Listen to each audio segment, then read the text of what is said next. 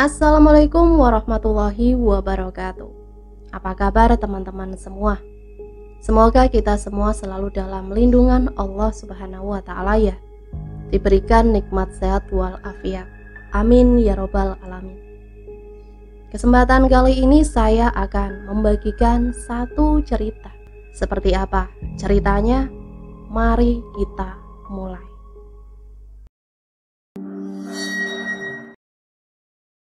Bismillahirrohmanirrohim. Mereka. Sudahlah Lila, dia masih anak-anak, jangan terlalu keras padanya. Bela Mas Anda. Anak-anak gimana Mas? Usianya sudah 9 tahun dan tidak pantas lagi tidur bersama kita di sini. Andi harus tahu caranya mandiri. Lagi pula kita juga punya privasi bukan? Bisiku agar Andi tak terbangun.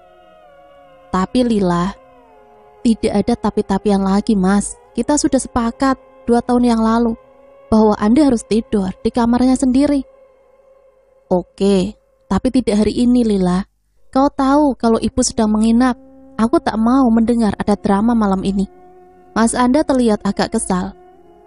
Nah itu, justru kita harus memperlihatkan di depan ibu kalau kita sedang mengajarkan Andi untuk mandiri Mas. Celoteku. Mas Anda menarik nafas panjang, tanda dia sudah tak ingin berdebat lagi. Kemudian keluar dari kamar menggendong Andi yang sedang tertidur pulas. Pagi cerah, aku segera keluar dari kamar untuk menemui Andi di kamarnya. Ya betul, di kamarnya. Hari ini terasa sangat sempurna. Setelah bertahun-tahun kami membujuknya untuk berani tidur sendiri tanpa harus ada tangisan, yang akhirnya dengan kegagalan atas segala usahaku untuk membuatnya mau menetap di ruangan itu.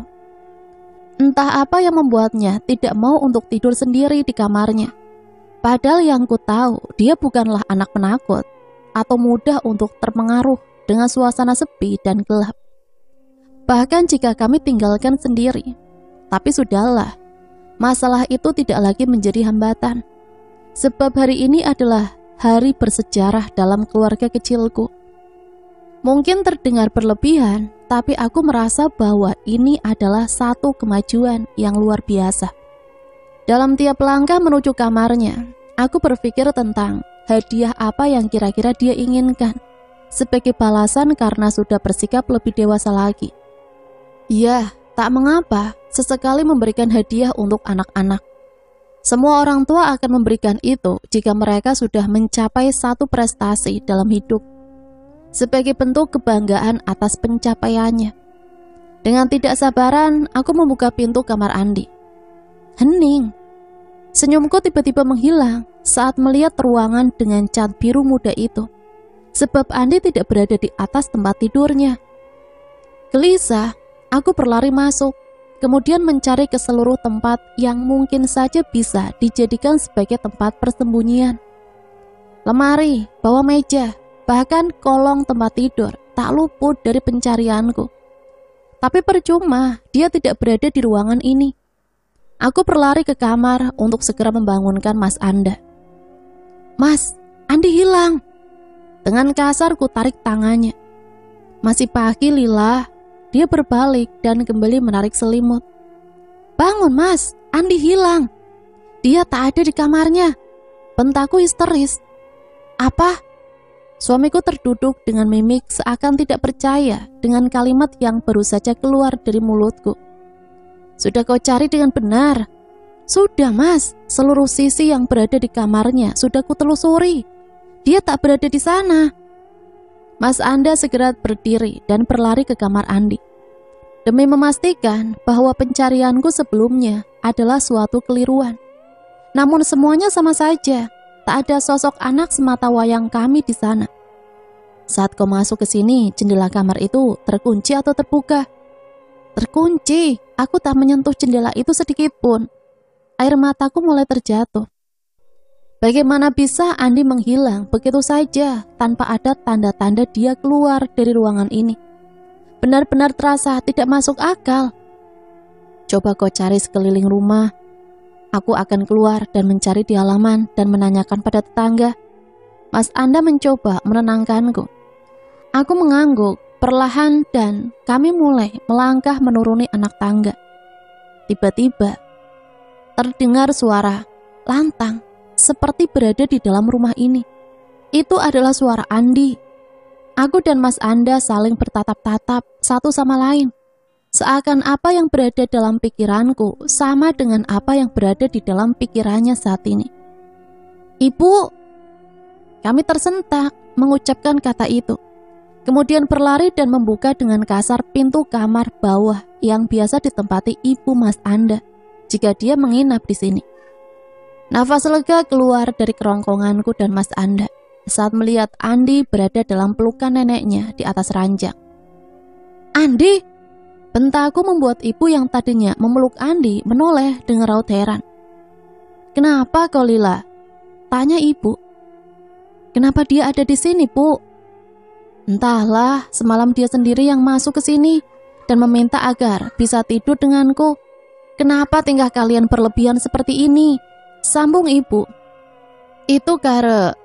Sudah, kau keluar saja Lila, biar aku yang jelaskan pada ibu. Belum sempat aku menyelesaikan kalimat yang ingin kuucapkan, Mas Anda tiba-tiba mengambil alih. Aku keluar dari kamar, berjalan menuju kamar, kemudian membanting pintu dengan sangat keras. Keterlaluan, benar-benar sangat keterlaluan. Situasi yang baru saja terjadi membuatku emosi. Entah mengapa, aku merasa bahwa semua ketakutan dan imajinasi tidak beralasan yang selalu dipikirkan Andi sebenarnya berasal dari cerita-cerita ibu. Beberapa kali aku mendapatkannya berbisik dan bercerita tentang hantu yang sering berada di dapur, di tangga, atau di koridor kamar pada Andi. Dan yang jadi masalahnya, dia mempercayai cerita-cerita konyol itu hingga saat ini. Sudah kubilang sebelumnya bahwa Andi bukanlah anak yang penakut. Buktinya saat kami sekeluarga menginap di rumah ibu, dia mau tidur dalam kamar kosong milik pamannya, tanpa ada yang menemani. Curang, ibu membuat anakku takut untuk tidur di rumahnya sendiri, dengan cerita-cerita gila. Sedangkan hal itu tidak dilakukan untuk rumahnya sendiri. Dan jika dia mengetahui bahwa aku dan Mas Anda mencoba mengajarkan anak kami untuk mandiri, dia akan marah dan menganggap bahwa apa yang kami lakukan terlalu keras. Seakan-akan tindakan kami adalah tindakan kriminal. Toh Andi tidak seranjang dengan kamu dan Anda. Dia punya tempat tidur sendiri di kamar kalian. Itu adalah kalimat pamungkas ibu. Saat kami harus beradu argumen masalah di mana seharusnya Andi berada di malam hari untuk terlelap. Bisa-bisanya dia berpikir seperti itu. Walaupun di kamar ini ada 2 kasur, tapi tetap saja dia tidak tidur sendiri, melainkan ikut tidur bersama kami. Aku benar-benar kesal. Tiba-tiba seseorang mencoba membuka pintu kamar. Aku tahu bahwa itu pasti Mas Anda. Dia pasti paham betul kalau aku sedang marah dan melakukan aksi menutup mulut saat ini. Saat melihat tubuhnya yang sedikit mengintip dari balik pintu, aku membalikkan tubuh. Tolong jangan sampai ada perkelahian lagi di sini, Lila. Aku tahu kau tak suka jika ibu memanjakan Andi, tapi dia sudah tua. Setiap nenek akan seperti itu pada cucunya. Ucap Mas Anda setelah masuk dan duduk di samping ranjang untuk menemuiku. Tidak, aku sudah jengkel, ucapku tanpa membalikkan tubuh. Bagaimana jika nanti malam kita coba untuk tidurkan Andi lagi di kamarnya? Ibu hanya menginap malam minggu saja bukan? Mas Anda memberikan tawaran yang dia tahu pasti bahwa aku tak akan menolaknya. Janji? Iya janji. Oke, akan kutagih janjimu malam ini Mas. Aku kemudian duduk di pinggir ranjang bersebelahan dengannya. Siap Ibu Ratu, sekarang kau berdirilah dan masak sarapan, karena perutku sudah keroncongan dari tadi. Aku tersenyum dan mencubit lengannya. Hujan mengguyur sangat deras, tepat setelah Mas Anda pulang. Dia baru saja mengantarkan ibu dengan berjalan kaki. Ya benar, rumah ibu hanya berjarak beberapa meter dari sini. Kami bisa dengan mudah saling mengunjungi hanya dengan berjalan kaki. Itu juga yang menyebabkan Andi sangat dekat dengan neneknya. sebab sering berkunjung ke sana.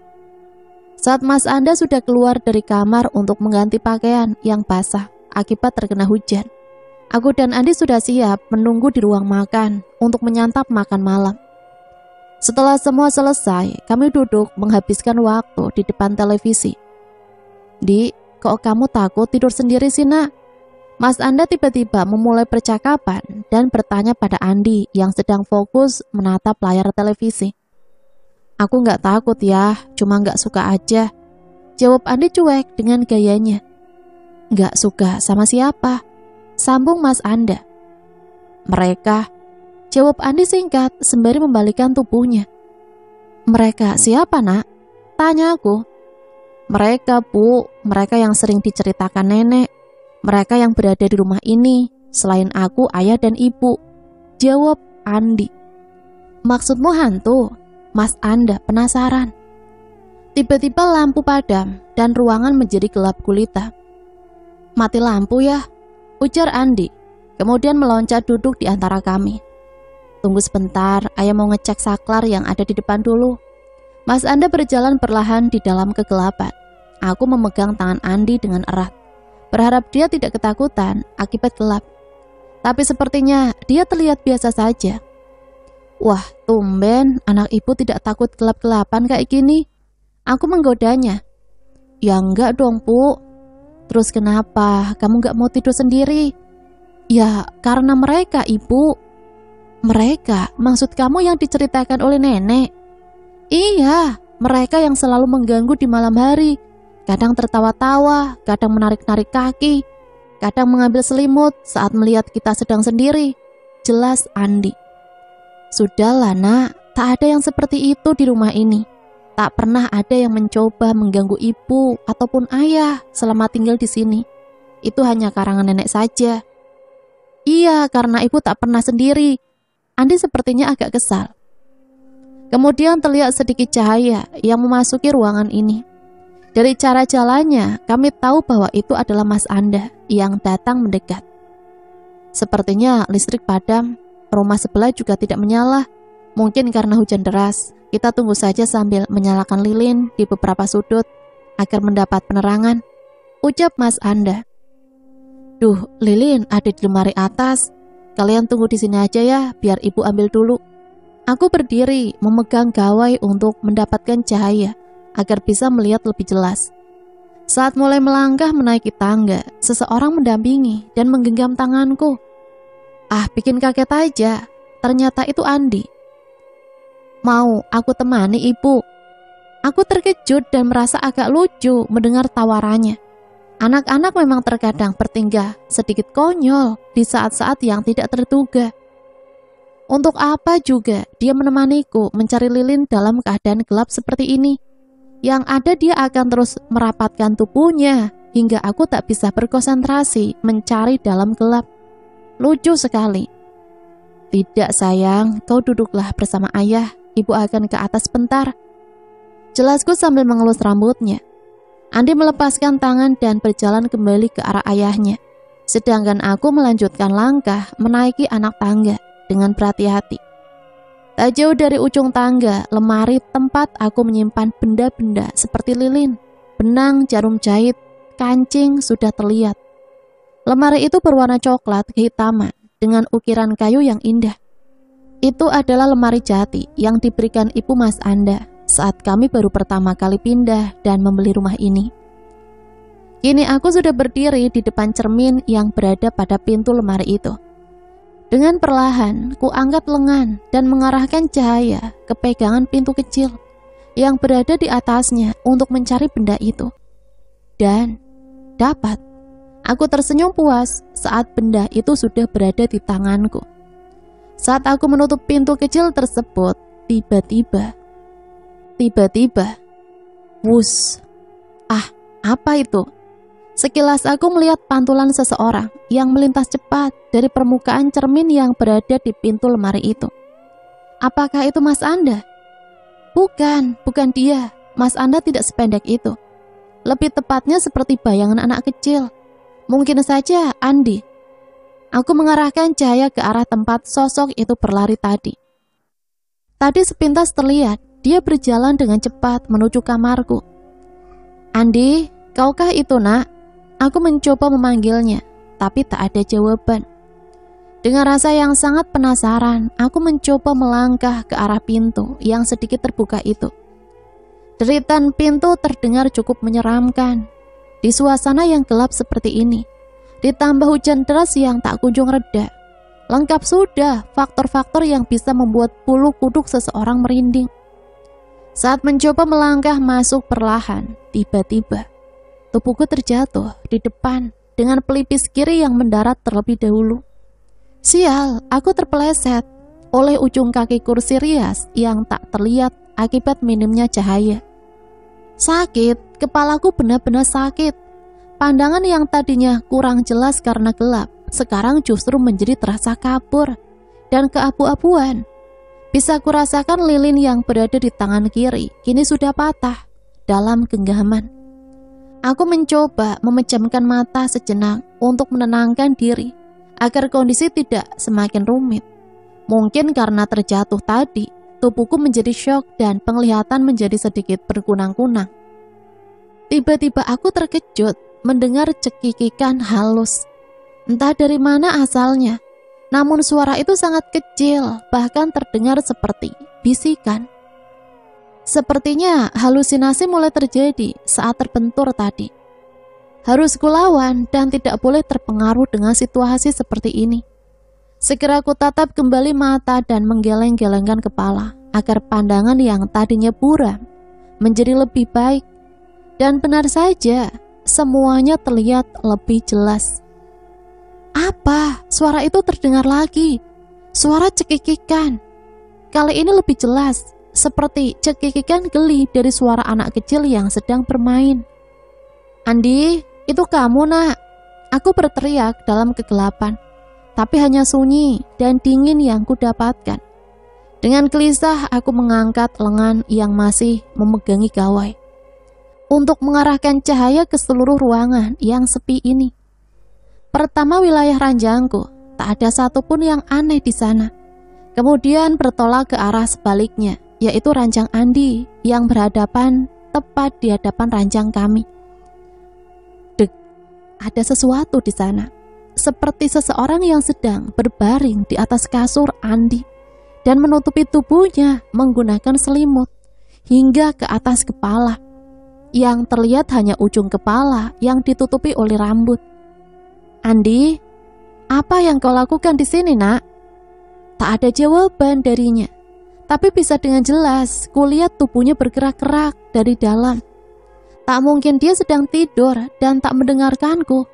Mungkin dia ingin menjahiliku saat ini. Aku berjalan ke arahnya dan menarik paksa selimut yang sengaja digunakan untuk menutupi seluruh tubuhnya. Dan betapa terkejutnya aku saat melihat seorang anak yang menatap seakan mengejek sambil menyeringai dari atas ranjang Andi. Ya, dia memang seorang anak kecil yang mungkin berusia seperti Andi, tapi dia bukan Andi. Hanya rambut dan postur tubuhnya saja yang mirip. Itu bukan wajah anakku. Siapa kau?" Tanyaku sambil menunjuk-nunjuk gelisah ke arahnya. Dia tak menjawab sepatah kata pun. Dia hanya memutar-mutar bola matanya dengan senyum yang masih menyeringai. Sangat mengerikan. Kemudian dia tertawa, seakan ada yang lucu di sini. "Jangan main-main. Siapa kau?" bentakku. Anak itu tiba-tiba terdiam dan menatapku tajam. Kemudian dia berdiri mematung di atas ranjang dan meloncat-loncat perlahan. Kemudian kencang, semakin kencang dan semakin kencang. Anak itu tertawa-tawa sangat keras dengan mata yang membelalak lebar. Hingga tiba-tiba anak itu menghentikan loncatannya, lalu memiringkan lehernya, seakan menyadari sesuatu. "Tolong ambilkan." Dia mengucapkan sesuatu. "Apa?" Aku tak mengerti apa yang dibicarakan. "Ambilkan." Sekali lagi dia mengucapkan kata itu. "Ambilkan, apa maksudmu?" Kesadaranku mulai habis. Kesabaranku mulai habis. Dia tak menjawab pertanyaanku Yang dilakukannya hanya mengangkat lengannya, kemudian menunjuk ke arahku. Tidak, bukan ke arahku, tapi ke arah lantai yang dekat dengan kakiku. Melihat itu otomatis aku mengarahkan cahaya ke arah itu. Dan tubuhku bergetar hebat karena tidak percaya dengan apa yang ada di depanku. Tepat di samping kakiku terlihat bola mata yang tergeletak, mengkilat-kilat memantulkan cahaya dari lampu senter dari gawai yang kuarahkan ke sana. Aku mulai panik. Tolong ambilkan. Apa? Entah sejak kapan anak itu sudah turun ke lantai dan berjalan seakan mendekatiku. Melihatnya, aku segera berlari tanpa berbalik ke belakang untuk menemui suami dan anakku yang sedang di bawah. Kosong, tak ada siapapun di sini. Saat sudah berada di bawah, tak ada seorang pun, baik itu Andi maupun Mas Anda. Tanpa sadar pipiku mulai basah karena air mata yang berjatuhan. Apa yang sebenarnya terjadi di sini? Mas, Andi, di mana kalian? Aku berteriak mencari mereka. Sepi, tak ada yang menjawab panggilanku. Yang terdengar hanyalah suara hujan dan petir yang sesekali menyambar. Lututku terasa lemas hingga tak mampu lagi menopang berat tubuh ini, hingga terduduk tanpa tenaga. Aku menangis sendiri di dalam kegelapan. Tolong ambilkan. Suara itu lagi. Kenapa dia mengikutiku hingga ke sini?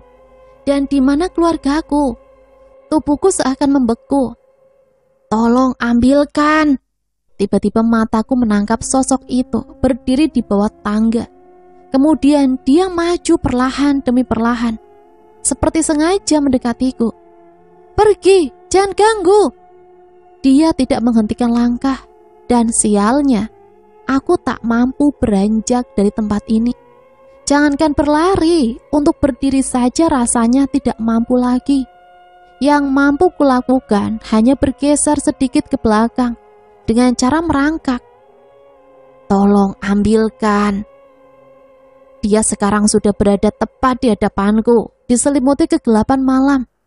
Aku menutup mata rapat-rapat, berharap bahwa setelah membukanya, sosok itu sudah menghilang. Dingin, seketika sentuhan dingin mendarat di permukaan kulit kakiku. Aku menangis, meraung sejadi-jadinya, tanpa berani membuka mata. Apa yang sebenarnya sedang terjadi di sini? Sentuhan itu tiba-tiba merayap ke betis, lutut, kemudian pahaku. Seakan ada yang sedang merangkak perlahan di atas tubuh ini dan mendekati wajahku. Kemudian, hening.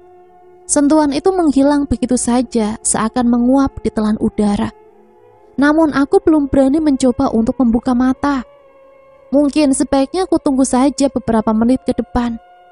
Semenit, 2 menit, bahkan sudah 5 menit rasanya. Aku terpaku dalam posisi ini. Tak terjadi apapun. Aku sudah merasa gelisah dengan situasi seperti ini.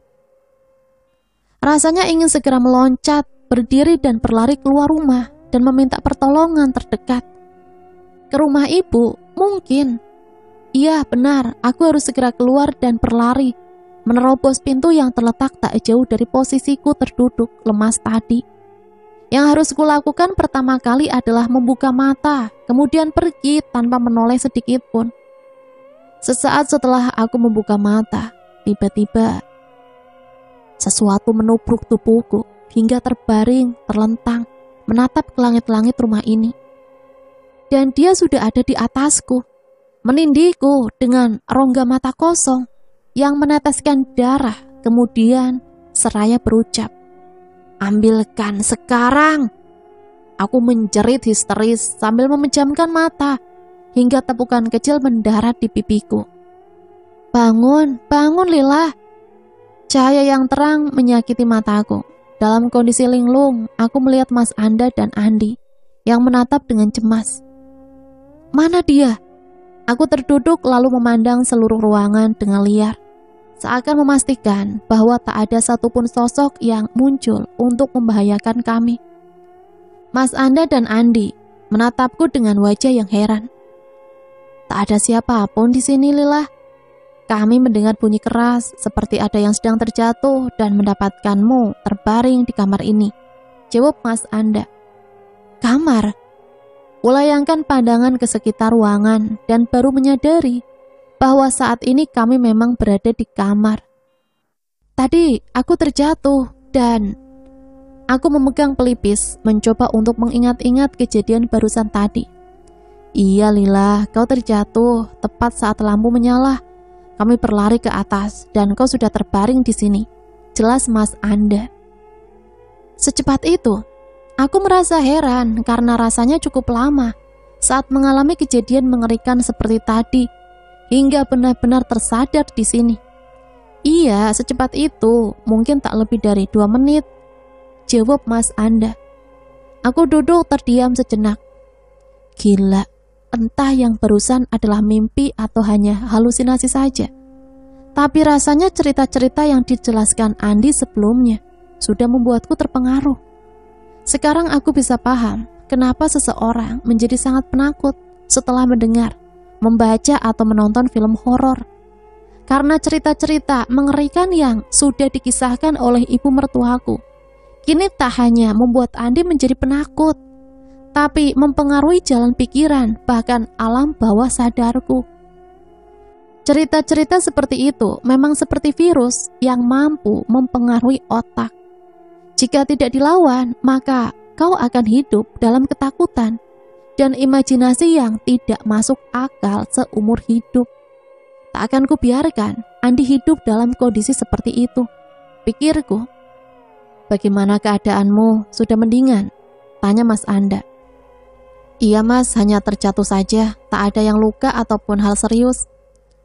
Jadi bagaimana malam ini Andi jadi tidur di kamarnya? Tentu Mas, jika tidak kita mulai dari sekarang, kapan lagi? Jawabku. Dia harus belajar untuk mengendalikan ketakutannya hingga dia sendiri sadar bahwa tak ada yang sebenarnya terjadi di sini. Mas Anda kemudian berdiri dari ranjang dan mengecek apakah Andi sudah tertidur pulas atau belum. Dia kemudian tersenyum dan memberikan kode kepadaku bahwa sepertinya misi yang sudah direncanakan sudah bisa kami dilaksanakan. Aku mengangguk perlahan dan berdiri dan membuka pintu kamar. Di sana Mas Anda dengan lembut menggendong hingga seluruh tubuh Andi sudah terangkat dan tak lagi berada di atas ranjangnya.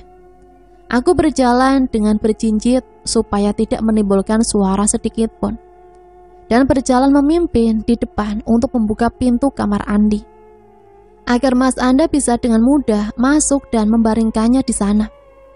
Setelah memastikan bahwa Andi tak akan terbangun lagi, kami berjalan perlahan keluar dan memasuki kamar kembali, kemudian mengunci pintunya.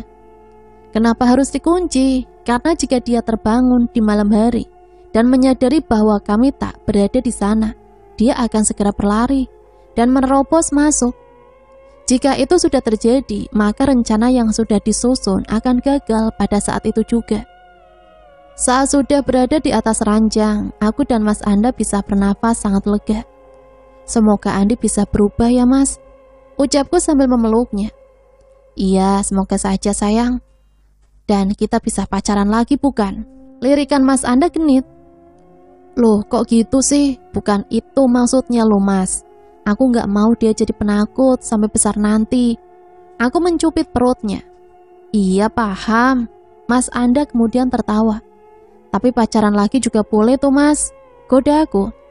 Mas Anda mencubit hidungku dan tiba-tiba suara seakan seseorang berlari dari luar terdengar. Dengan mimik wajah yang tegang, aku menatap Mas Anda. Kami tahu pasti bahwa suara langkah itu adalah suara kaki Andi yang sedang menuju ke ruangan ini. Knop pintu bergerak, tanda dia mencoba membukanya. Tapi ini sudah kami perhitungkan sebelumnya. Dia tak akan bisa masuk ke dalam dan berharap dia kembali ke kamarnya untuk segera tidur. Lagi pula kami tidak mematikan lampu di luar dan kamarnya tadi. Jadi dia tak akan ketakutan. Ayah, ibu, buka pintunya. Kami diam dan tak mengeluarkan suara sedikit pun. Berharap dia berpikir bahwa kami sudah tertidur dan tidak mendengarkan panggilannya.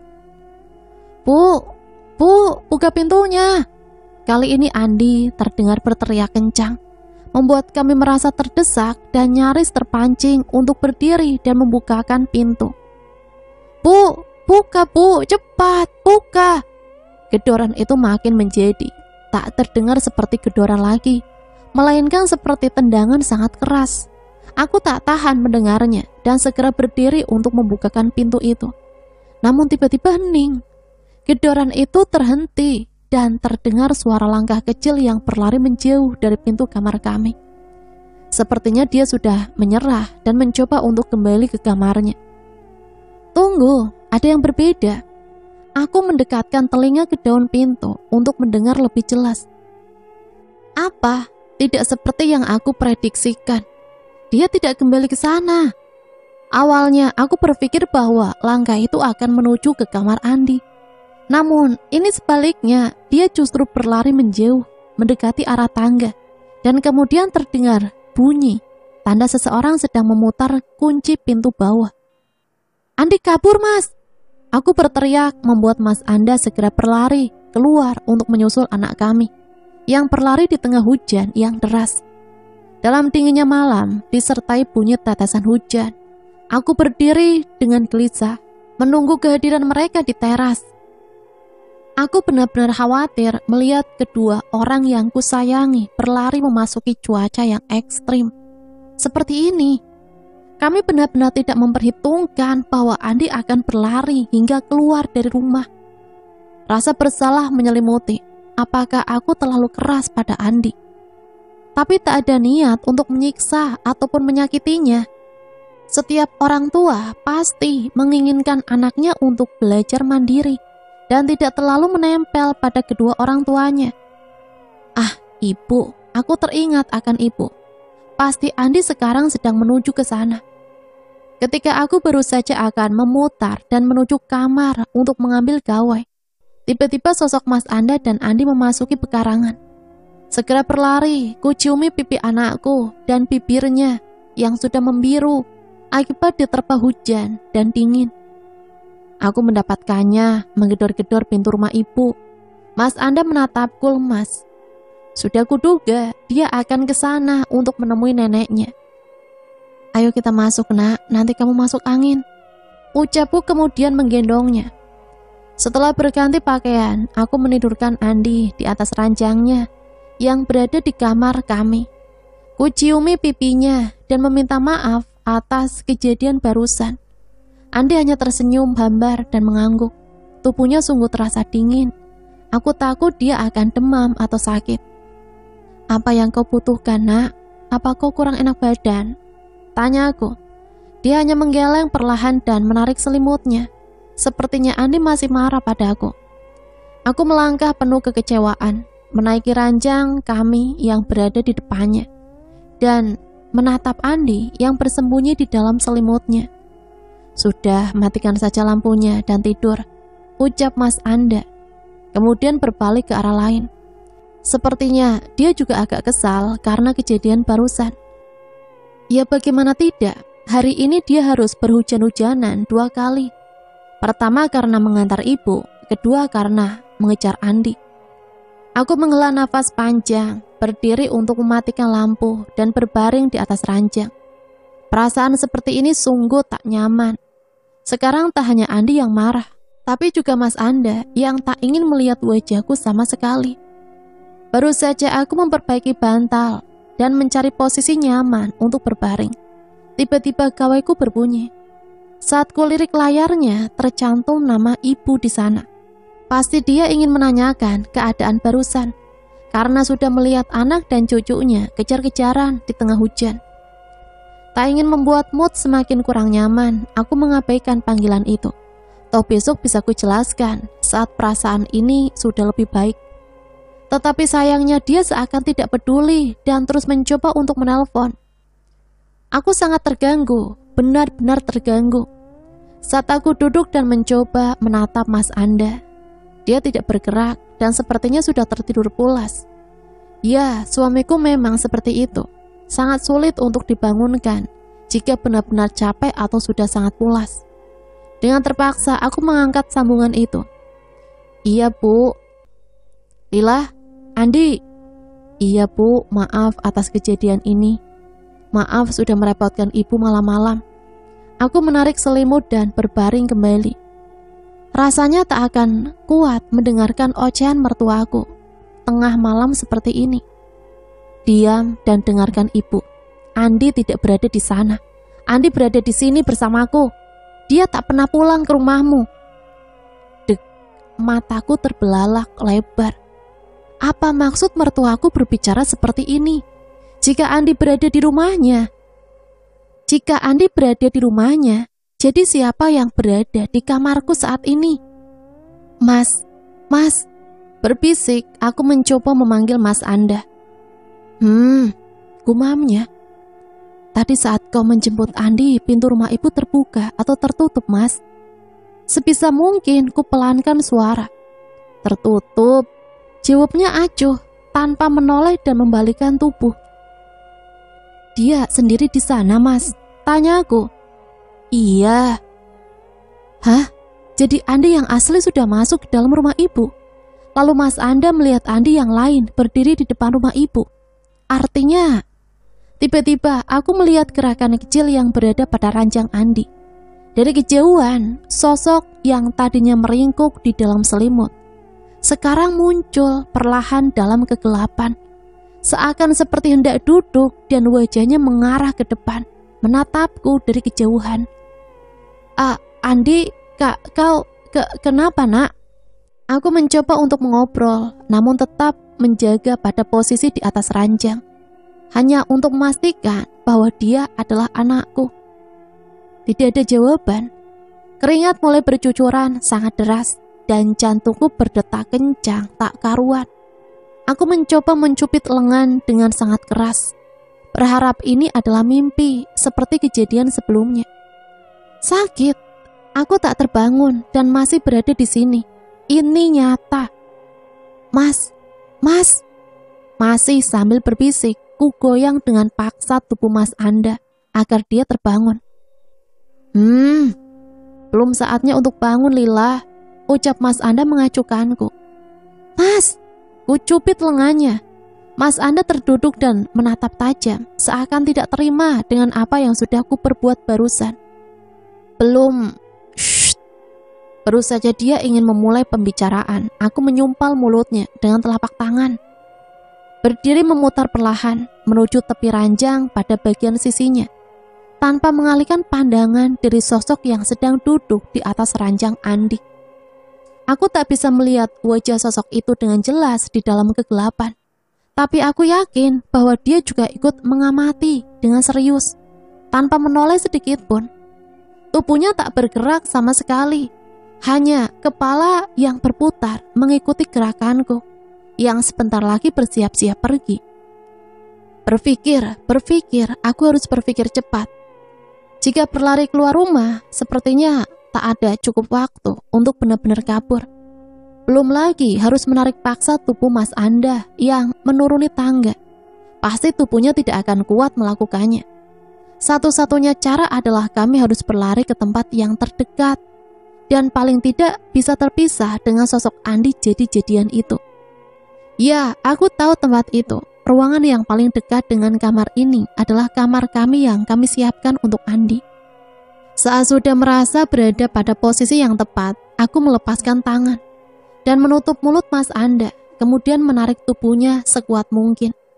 Entah dari mana tenaga itu hingga membuat tubuh Mas Anda ikut terhempas ke arahku. Dengan satu tarikan, sudahlah, itu tak perlu dibahas. Yang penting kami bisa menghindari sosok yang berada di atas ranjang Andi. Bergegas dengan cepat aku berlari, menarik tangan Mas Anda, tanpa berusaha berbalik sedikit pun menuju kamar Andi. Berlari dan terus berlari, hingga akhirnya kami menginjakkan kaki di ruangan itu. Dan aku menutup paksa pintu itu dengan membantingnya. Mas Anda yang masih terdiam berdiri di belakang, tak mempedulikan sama sekali. Mungkin dia heran atau bingung, biarlah. Sedikit rasa tenang mulai muncul ketika memutar kunci pintu yang ada di hadapanku. Rasanya tadi lupa bernafas, hingga sekarang aku begitu tersengal-sengal, dan sesekali menelan ludah untuk mengatur jalur oksigen agar bisa masuk ke dalam tubuh. Apa yang sebenarnya terjadi? Mas Anda yang terduduk di atas ranjang Andi mulai berbicara. Andi mas, sekarang Andi berada di rumah ibu. Entah siapa yang kau ajak pulang ke rumah ini, tapi dia bukan Andi. Aku melihatnya mas, persis seperti yang ada di mimpiku tadi. Seorang anak yang terbaring di atas ranjang Andi yang memintaku mengambilkan bola matanya. Itu benar-benar terjadi. Jelasku. Maksudmu hantu? Jangan konyol, kau sendiri tidak pernah percaya akan kehadiran hantu bukan? Mas Anda seperti tidak percaya dengan apa yang sudah ku ucapkan. Terserah apa katamu, tapi coba kau pikir sekarang. Jika yang berada di dalam kamar itu adalah anak kita, dia tak akan mau melihat kita berlari begitu saja, tanpa berteriak. Mana mau dia ditinggalkan sendiri, Mas? Lantas apa selanjutnya? Tanya Mas Anda. Tak kujawab pertanyaannya. Sebaliknya, aku yang berdiri di balik pintu merasa penasaran, ingin melihat apa yang terjadi di luar sana. Aku mencabut kunci yang masih tertempel pada pintu dan mencoba untuk mengintip di celahnya. Belum ada tanda-tanda pergerakan dari makhluk itu. Dia tidak mencoba mencari atau mengikuti kami. Sepertinya kami aman berada di sini. Entahlah, tapi sepertinya kita aman di sini. Aku menarik nafas lega. Mungkin sebaiknya kita menunggu hingga pagi menjelang. Kau yakin aman di sini, Lila? Tanya Mas Anda, mungkin dia agak khawatir. Aku rasa itu yang sebaiknya dilakukan saat ini. Aku berbalik dan menyandarkan tubuh pada pintu dan merosot terduduk. Hal yang baru saja ku alami benar-benar membuat tubuhku sangat lemas. Diam, tak ada sepatah kata pun yang keluar dari mulutku dan Mas Anda untuk saat ini. Kami hanya saling bertatapan satu sama lain, mencerna kejadian yang baru terjadi. Apakah ibu tak pernah bercerita tentang ini padamu, Mas? Aku memulai percakapan. Tentang apa? Tentang hantu-hantu itu, seperti yang sering diceritakan pada Andi. Ucapku lemas. Ayolah Lila, baru saja kita dikejutkan dengan kehadiran Andi jadi-jadian. Dan kau mau membahas masalah hantu? Yang benar saja. Mas Anda seperti tidak suka dengan arah pembicaraan kami. Mana aku tahu, dia kan ibumu. Kau tahu sendiri kalau aku tak pernah tertarik dengan kisah-kisah seperti itu. Tapi karena kejadian malam ini, jelas aku harus tahu tentang apa yang terjadi. Ucapku. Aku terdiam dan berpikir. Sebenarnya ada sedikit rasa kesal karena jawaban Mas Anda tidak seperti jawaban yang kuharapkan. Itu tidak menjawab rasa penasaran atau situasi yang sedang terjadi. Dalam keheningan, gawaiku berbunyi kembali. Ah, itu ibu, segera aku mengangkatnya. Kenapa kau tutup? Dari mana saja kau, Lila? Maaf bu, tadi aku panik. Dia akan datang, keluar dari rumah itu sekarang, bentak ibu. Apa? Aku agak bingung dengan apa yang diucapkannya. Dia siapa? Apakah ibu tahu bahwa sesuatu yang buruk akan menimpa kami malam ini juga? Jantungku berdetak sangat kencang. Tidak perlu banyak tanya, keluar dari rumah itu, sekarang Lila. Ada apa sebenarnya bu? Apa yang ibu ketahui, tapi aku tak ketahui? Dia sekarang ke sana untuk menjemputmu. Keluar sekarang dari rumah itu. Sekarang ibu menjadi histeris. Ucapan ibu membuat kepanikanku kembali. Nafas yang tadinya terasa sudah membaik, kini mulai terasa berat lagi. Kenapa? Terlalu banyak hal-hal aneh yang diucapkan oleh mertuaku itu. Dia siapa, Bu? Aku tidak paham. Tadinya, Anda tak ingin kembali karena hujan yang begitu deras. Tapi Andi baru saja sudah menceritakan semuanya pada kami di sini. Ibu. Sambungannya mati. Sekarang aku menatap layar gawai yang tidak mengeluarkan cahaya sama sekali. Sial, lobet. Gawaiku mati di saat-saat seperti ini. Dia siapa? Siapa yang akan datang ke rumah ini? Jantungku berdebar sangat kencang pada saat itu. Merasa terancam, aku segera berdiri dan kembali mengintip di balik lubang kunci dengan gelisah untuk mengecek situasi di luar. Tidak ada pergerakan yang mencurigakan di sana. Masih dalam keadaan bingung, aku terdiam sejenak sambil mencoba untuk bisa mencerna kata-kata terakhir ibu sebelum sambungan itu terputus. Hingga aku menyadari sesuatu. Jadi dia itu. Merasa dilanda ketakutan yang amat sangat, tubuhku terdiam, membeku dan tak mampu bergerak sama sekali. Bahkan menahan nafas. Kini bola mataku saja yang bisa bermain dan berputar untuk mencuri-curi pandang. Hingga ke ekor mata, rasanya tak berani untuk berbalik dan melihat ke belakang. Tiba-tiba aku merasakan seperti ada gerakan di sana. Gerakan seakan berjalan perlahan mendekat ke arahku yang berdiri tepat di depannya.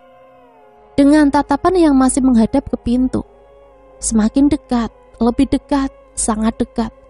Aku bahkan merasakan hembusan angin hangat yang seakan sengaja ditiup pada tengkuk ini. Tiba-tiba dia tertawa sekeras mungkin. Namun aku masih mematung dengan mulut yang menganga tanpa bisa berbuat apa-apa. Kemudian hening, tak ada suara itu lagi.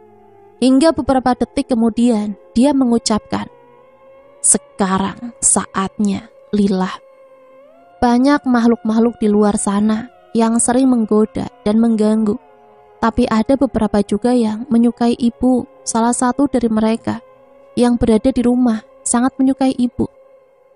Saat ibu sendiri, aku terkadang melihatnya bertingkah seperti ayah, tetangga, bahkan penjual roti yang lewat di depan rumah, hanya untuk berbicara dengan ibu. Aku tak takut padanya, tapi takut jika mengatakan hal itu kepada siapapun. Dia akan marah dan menyakiti kami. Yang bisa kulakukan hanya berpura-pura, tidak mengenali mereka, dan terus berada di samping ibu. Biarlah, aku tak peduli. Yang penting tetap bisa berada di sisi ibuku. Ya, sejak kejadian itu, kejadian di mana ibuku meninggal, karena sosok penghuni rumah itu yang menyukai ibu dan membawa ke alamnya. Sekarang aku sudah dewasa dan aku tinggal bersama ayah dan nenekku di rumah nenekku. Nah, itulah satu cerita yang bisa Mimin bagikan. Semoga cerita ini bisa menghibur teman-teman semua ya. Sampai di sini Mimin pamit undur diri. Mohon maaf apabila banyak salah kata. Akhirul kalam, wassalamualaikum warahmatullahi wabarakatuh.